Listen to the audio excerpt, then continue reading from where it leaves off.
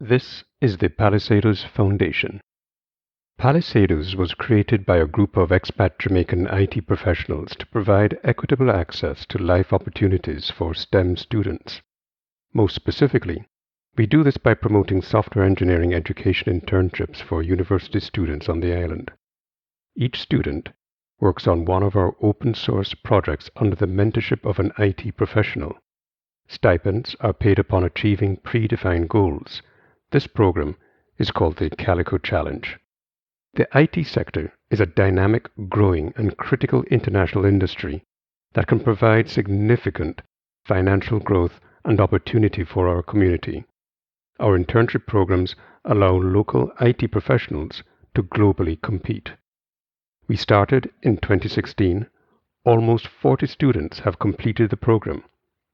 We have had a variety of current and past Jamaican sponsors, including the NCB Foundation, the JPS Foundation, the Grace Kennedy Foundation, the JMMB Group, Rail Decoy, Sutherland, Backyard Restaurant, Simtai Consulting, Vertis Technologies, the Jamaica Computer Society, and more.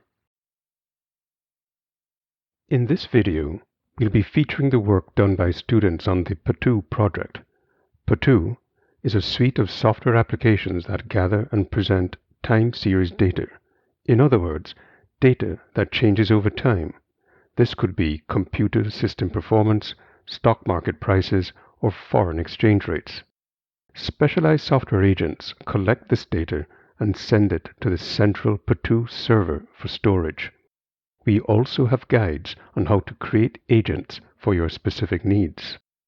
The data on the central server can be accessed easily using either the Pattoo mobile app or via the web. Let's take a look and see what the students did in 2020. Okay, hello everyone. My name is Cargill Seiveright, and I'm going to explain my experience of the Calico Challenge 2020. So giving you a brief overview of this presentation, I'm going to explain what I've worked on. I'm also going to explain the challenges that I've experienced, what I've learned, and the future features that I would like to see in Pattoo. All right, so a brief overview of Pattoo again. Pattoo is basically a platform that orchestrates the management of time series data sent from various IoT, Internet of Things devices. Those IoT devices can pull data like performance, network, and amongst other statistics. So the three different parts of the Pattoo platform I've worked on were first the Pattoo API, which acts as a hub for receiving data from IoT devices. The Pattoo shared library, which is at the backbone for the Pattoo platform that houses modules needed for Pattoo to function properly. And I've worked on the Pattoo Linux agent, which is used to pull data like performance data, mounted devices data, and network statistics. Okay, so on the two things that I've worked on, the first one is encrypted communication between the Pattoo API and the Pattoo Linux agent. So while looking for something to use, standard and modular software, I came upon the GNU Privacy Guard standard, and that's basically a free multi-platform software that enables cryptographic encryption for a secure communication. Basically, I use the part of it where I would get 4,096 bytes long public key for the nonce exchange. Basically, public key cryptography is used all around the web, even right now with your devices, and it keeps you secure. And I've also, but the actual exchange of encrypted data was encrypted using a symmetry key, since we're also considering performance. The other part that I worked on was the management portal, and I've used React.js and Tailwind CSS. Those two platforms were my first time using them. I was acquainted with Bootstrap and Vue.js, but it's kind of a different concept, and I had to wrap my mind around those. So I'm just going to give you a quick demo of the two things before we move forward. Hello. So this is a run through of the encryption. So first off, I'm going to show you the status of the API, the Pattoo API, show that it's actually running, and right now it's running. And I'm going to have some other tabs on standby to view the status of the communication between the Pattoo API and the Linux agent. So here we have the TCP dump to monitor the communication, so we could see the packets going between the Linux agent and the API. Also, we have the logs here on standby to view live communication. Those are just previous entries made.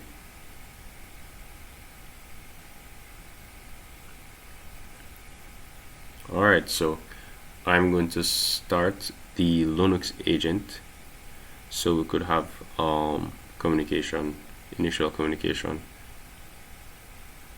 And then afterwards, I'm going to view the status of the Linux agent so you could see that it's running.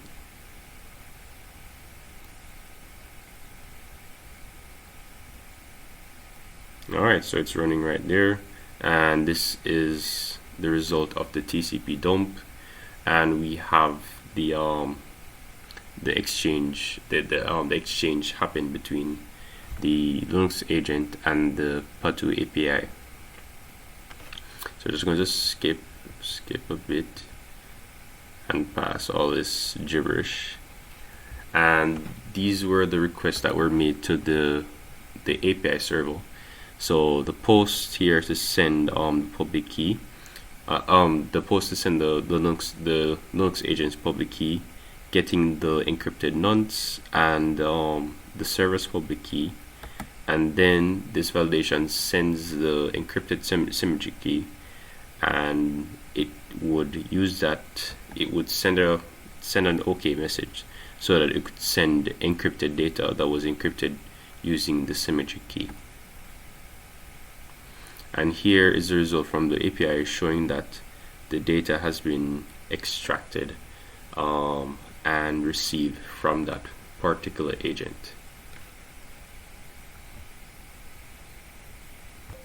Alright, so this is a go through of the management portal. So first we're just going to log in, and we're going to just start by enabling and disabling the agent. So I have some SQL queries there ready to show the changes being reflected inside of the database. So we can see that here that the agent is currently enabled, and we're going to disable it. And we're going to check that inside of database, and we see that it's actually disabled now. I'm going to enable it again and see it being reflected inside of the database.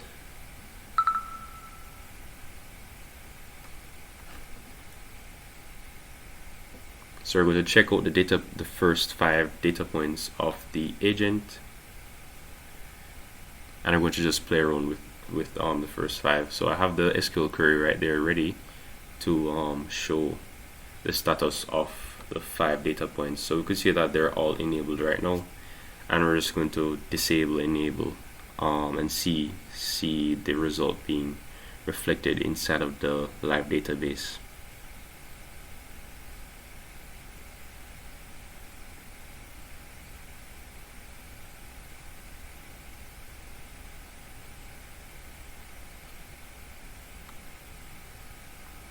Alright, so we're heading to the users now, and we're just going to enable and disable the user, one user. So have this SQL statement ready right there, and we could see that the Pattoo user right now is disabled, so we're going to enable that. Seeing it be reflected inside the database, and we're just going to disable it again.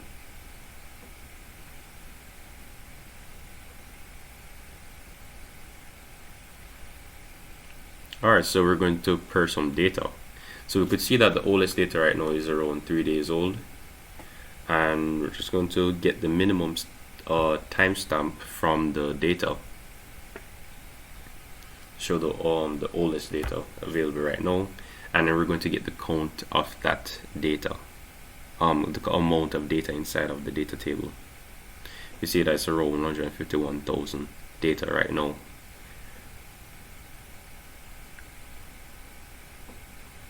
So we're going to delete data that's older than 2 days and purge it.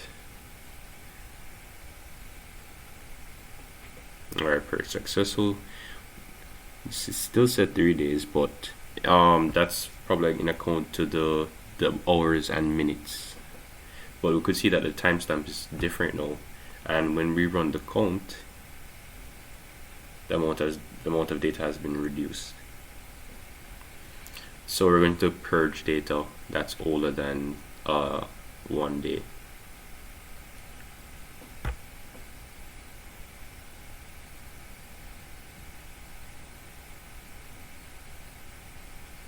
And so we're going to look back in the database. You see that the oldest data has changed, and the oldest data is just 1 day.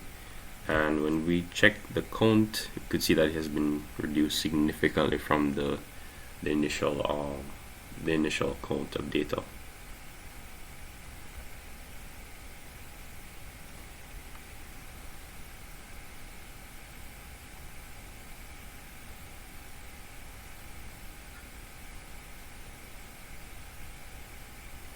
All right. So I'm going to talk about the challenges that I've experienced during my time. So the first one is working with a very large code database. This is actually my first time working with such a large project, and it can be so overwhelming where functionalities could be split up into a lot of different functions, a lot of different classes, and over 5 different files just for one functionality. Another thing that I had an issue with is communication, where sometimes I would fear asking for too much help, and I would be plagued with an issue for days and trying to find a solution online. But sometimes the issue could be so specific that just looking online would give me very little help. Another thing that I had an issue with was unit testing. Unit testing, it's totally new to me. It's a new concept, and I had to look through modules, try to find modules that I would need to do my own unit tests, and try to make sure that my code is actually unbreakable in that perspective. It's just instead of just using manual testing to decide that.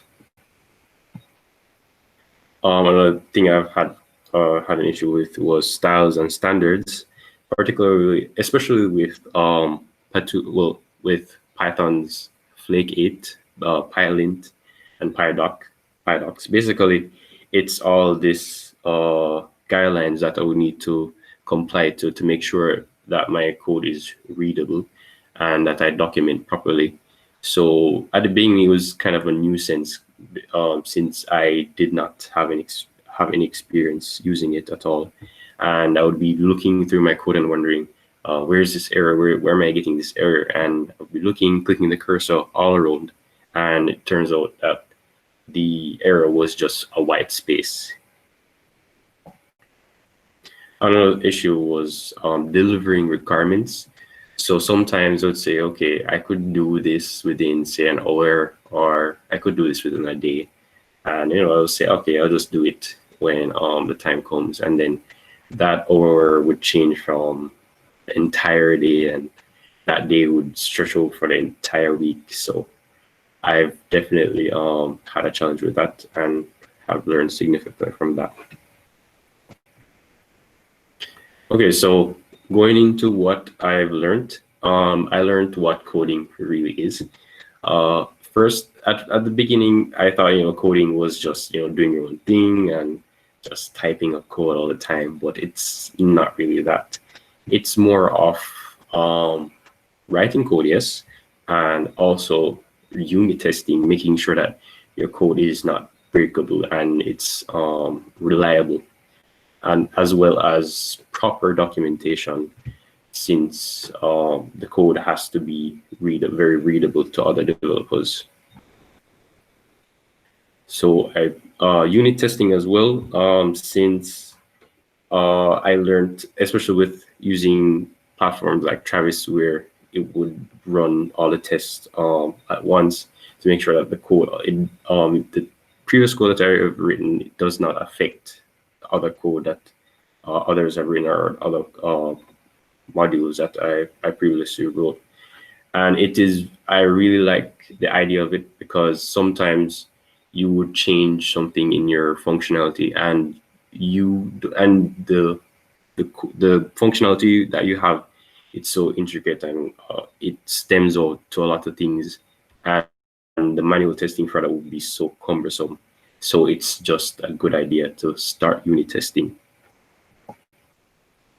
And I've learned proper documentation as well. Well, from PyDocs, but in general, where I'll have to make sure that I write code that's very readable, and having documentation that explains any ambiguous code, or some code that's kind of complicated, so that not only for my own benefit for coming back to that, so I could read it, but also for people coming on to the project to work on the functionality some more. Another thing I've learned is time management. So I've learned that it's always best to just start, since you could say, oh, I don't expect this to take me, say, more than 3 hours, but let me just start in case, and then you end up spending twice the amount of time, 2 times or 3 times the amount of time you estimated for that. But the good thing is that you already started, so the night before of the night, you say, oh, I've completed the task, although the day didn't go as planned, but at least at the end of the day I had the task that I wish I had completed is done.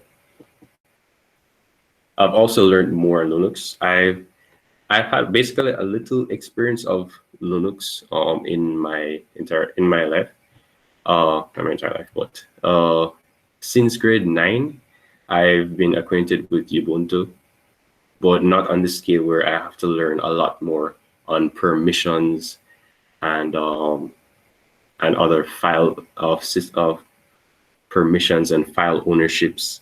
So I thought, I didn't really understand all of that. So I was like, oh, it's just some complicated things that I could probably just push off. But it's really important, because I had this permission error once, and I changed it to 777, and that's just an invitation for Russian hackers. Another thing I've learned is breaking up tasks into smaller bits. Sometimes you say, oh, this is just one simple goal that I have, but it's one simple goal, but that goal can have many processes beneath that. So it's always good to just try to break it up into smaller bits as possible, so I won't feel overwhelmed or unaccomplished reaching that goal. Okay, so the features that I would like to see in Pattoo is displaying the logs inside of the management portal, because currently a user would have to go inside the log directory and either tail or list, basically using commands, the black screen, typing in commands to view the logs of the Pattoo platform. Another thing I would like to see is modifying the configurations within the Pattoo, the management portal, since currently the user would have to still go inside the configuration directory and modify YAML file, basically a ugly version of Microsoft Word, but it's still good, not discouraging it. But another thing I've learned is troubleshoot. Another thing I would like to see, is troubleshooting and running fixes inside the management portal. So usually you would have to either go to the logs or see what's wrong. But it would be so nice to just have the a troubleshooter inside of the management portal to just go through and check if there are any odd configurations inside or any missing Python modules. Thank you very much, and I'm open for questions. Okay, thank you. We have a question from Sheldon again.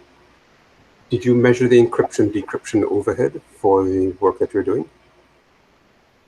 What was the key management strategy? And why did you choose 4K keys versus HTTPS, for example? Okay. The overhead for it is kind of small. Reason being, the only major overhead is actually generating the public keys. And after that, I use symmetric key encryption because trying to encrypt and decrypt with public key cryptography with such a lot of data can be very resource intensive. So the process is that I use the public key to exchange the nonce, the number that's generated only once, so that it could basically prevent recall attacks in that sense. So the nonce would be encrypted and sent. Well, the public key would be sent from the agent to the Pattoo API server. The server would then encrypt the nonce with the agent's public key, and then that encrypted public key would be sent to the agent.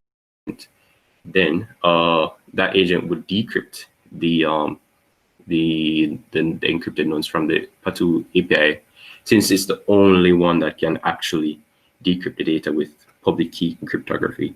Then it would encrypt the nonce with a randomly generated symmetric key, since symmetric encryption is actually very quick in comparison to public key encryption. So now the symmetrically encrypted nonce would be sent to the API server along with the symmetric key, which is then encrypted with the Pattoo API's public key. So those two will be sent off, and the API, would first decrypt the encrypted symmetric key, and it would use the agent's, it would use its own private key to actually decrypt that symmetric key and get the actual symmetric key. And then the symmetric key would be used to decrypt the symmetrically encrypted nonce. And then those two nonces would be compared, the nonce that was sent off to previously and the nonce that it got null. And once those two nonces are equal, it would save that symmetric key and it would send off an OK message to the agent, and then the agent would proceed to encrypt the data symmetrically and then send them right over to the API server.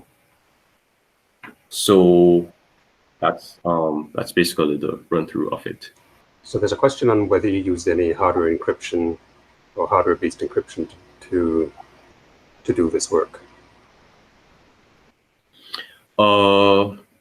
No, it's just software. Oh yeah, and to touch on the HTTP, why I chose that instead of HTTPS. HTTPS would actually have a lot more on the DevOps side. So that person would have to get get a certificate and then have that signed by the certification authority, and then having to set up their server. But with this method, you would not have to basically have any setup in that regard. You just have the Pattoo will have the Pattoo API, and then just install the agent. The agent would be sending encrypted data just like that, with only the email address and of each, and the just the general mandatory configuration of the IP address of the API. So Sheldon, one of the other reasons why we chose to use this methodology was because if we used the HTTPS public keys that you can purchase from internet domain registrars, then we'd have a barrier to usage of the package if somebody decided to engage with it. And seeing that many that this is really geared towards students at the moment and eventually into businesses. We thought that we'd start small and eventually add the capability for more mainstream types of encryption technologies. There's another question. Okay. There's another question related to what's the strategy that we're using for encryption at rest versus encryption in flight. So encryption in rest means the data that resides on the systems versus in flight, which is the data that's traveling over the internet. Is there a different strategy for encryption in both of those scenarios? I hope that I'm understanding the question well. But let me just say it uses REST, yes. However, the nonce is stored. No, hang on a second. Encryption at rest means encryption of the data at rest on some sort of data storage versus in flight, meaning as it's being transferred between two locations on a network connection. So is there a different encryption strategy used for the networking side versus is there an encryption strategy for stuff that's actually stored on disk? Oh, I get what you mean now. No, it's just in flight. So once the data, the encrypted communication has to be established first, and then the symmetry keys generated upon the successful encrypted communication between the Pattoo API and the Linux agent, and then all encryption is just done just like that. Thank you for listening. If you are interested in participating, donating, or sponsoring our activities, then please visit our website at palisados.org. This is the Palisados Foundation.